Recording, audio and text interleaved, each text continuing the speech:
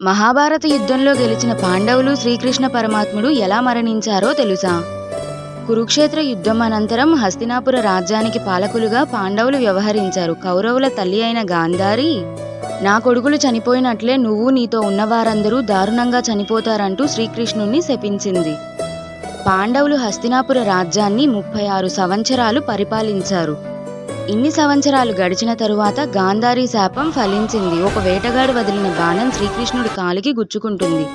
దీంతో కృష్ణుడు తన శరీరాన్ని వదిలి విష్ణుదేవునిలా దర్శనమిస్తాడు. తరువాత పాండవులు తమ భార్య ద్రౌపదితో కలిసి స్వర్గలోకం చేరడానికి హిమాలయాలను ఎక్కడం ప్రారంభిస్తారు. మధ్యదారిలో యమధర్మరాజు ఒక శునకంలా మారువేషంలో పాండవుల ప్రయాణంలో కలిసిపోతాడు. దారిలో ద్రౌపదితో మొదలుకొని భీముడి వరకు ఒక్కొక్కరిగా నేల రాలిపోవడం మొదలవుతోంది.